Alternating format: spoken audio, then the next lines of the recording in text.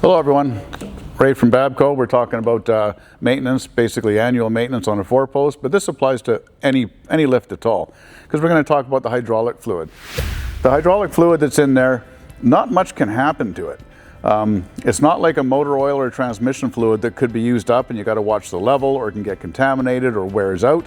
All it does is operate back and forth, and especially if you're just doing seasonal change of your car or just hobby work, there's no reason to really be changing this fluid, in my opinion. Now, the hydraulic fluid manufacturer or the power unit manufacturer might want to cover themselves and say it should be changed. My personal opinion, feel free to disagree everybody, I consider this to be lifetime. We've taken out lifts that have been 35, 40 years old, and the hydraulic fluid is just fine. Something would have to happen to it. If it's outside, it can get contaminated. If the pump had a failure, then of course you change it, because there could be particles in there. Unless you've sprung a leak somewhere, the level should be up as well. You can look inside when the lift's on the ground. Some have a dipstick. Just make sure it's up.